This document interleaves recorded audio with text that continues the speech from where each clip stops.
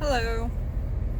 Well, I don't know about you guys, but I actually was watching some of the impeachment yesterday. I know a lot of people said no because they didn't want to hear anything about it and everything. And I wanted to watch it because I wanted to see firsthand what they were saying instead of just listening via, the news media, because they like to cut and dub just like everybody else. And I don't know about you guys, but those who probably did watch or have heard clips or something, the words "the majority of the American people" was said a lot. The majority of the American people want Trump impeached. The majority of the American people feel that this was a threat to the nation. The majority of the American... I don't remember getting a say. I don't remember anybody asking me, hey, what did you think of this? I don't remember getting a poll. I don't remember getting, voted, the ability to vote, even though if we did have the ability to vote, it'd probably be just like the election where, come around midnight, there's 20 other million American people out there who just voted nay or yay. I actually went and did the math on the on the vote thing. 224,059,000 registered voters in the United States for the year 2020. 61.4% voted, which would be a total of 137,572,226 votes. Okay? All right. That makes sense. If 61.4% voted, that would be 61.4% of the registered voters. Biden got a total of 81,283,098 votes. Trump got a total of 74,222,958 total votes, which is a total of 155,506,056 total votes. But we only have 137 million registered voters that voted. That's 61.4% was 137 million, and it's 155 million. Wait, I wasn't that good in math in school, but that's more. That's probably their majority of the American people. Yeah. And I see these Republican senators that voted for it. And I've heard tell that a lot of their states that they are representing are very upset about this. They're Republican states. And their Republican senators voted for the impeachment. Don't remember getting a say on that either. It's not fair. They should have said, okay, I represent you. What do you want me to do? Now, granted, if the majority of the people were to say, yes, impeach him, then fine, by all means, vote that way. But they represent us. And they voted for impeachment, and their states are saying, no, wait, hold on a second. We don't want that. Tell me how that makes sense. That makes no sense at all. They represent those states. They are not representing properly, but they do represent those states.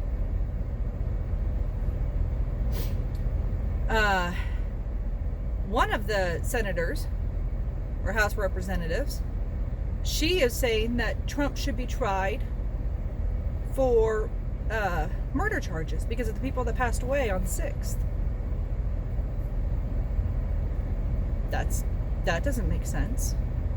If that's the case, then every one of those senators who said, go fight like hell, surround the Republicans, surround the people who support Trump, make a scene, block them out, tell them they're not welcome here, fight like hell. They said that a lot. And during the summer when they were helping protesters, peaceful protesters, no the ones that burned the cities, when they were bailing their asses out of jail, okay, fine. They got bailed out of jail. They went and committed a crime. As far as I'm concerned, then that means they're an accessory. They're accessory to commit a crime. If you knew that they were going to do it, then that's premeditated. If somebody got hurt, That's bodily injury. If somebody got killed, that's premeditated accessory to murder. You want to play these games? We could play these games. You aren't the only one with access to law books.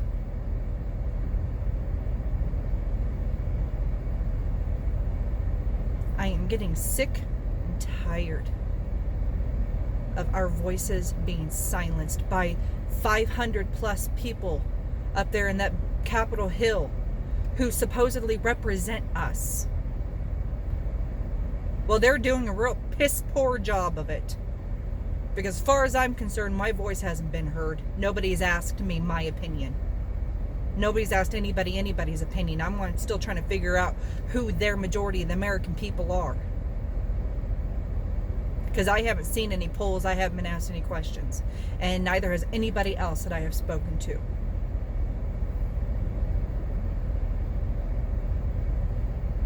Today's day 3 of the impeachment trial. I'm going to, I'll catch up on it when I can. It's interesting to see how they're playing this. It's interesting to see their ploy, their game plan. The strategy they're using is passion. They were scared. They were, terrified. The most terrifying sound was the sound of the beating on those doors.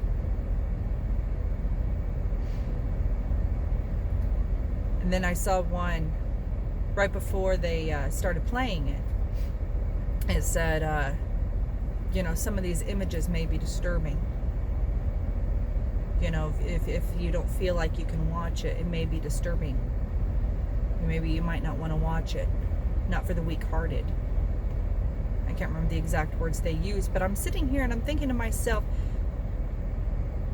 you guys are the high and powerful, the almighty, in a sense, of this country.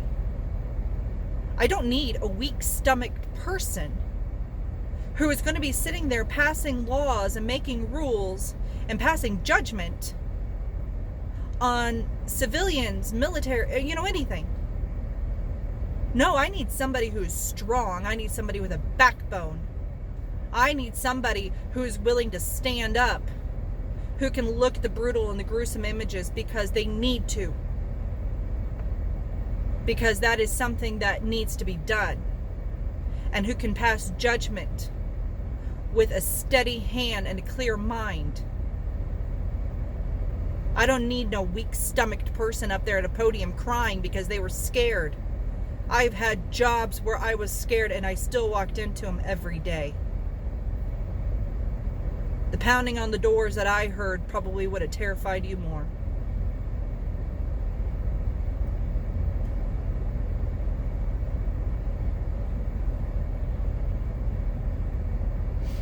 Okay, but I'm done with that. Just a quick question, if you guys, want to let me know, the majority of America, if you will, did any of you guys ever get to say? I never got asked. And that's a phrase that I heard a lot yesterday when I was watching. The majority of America.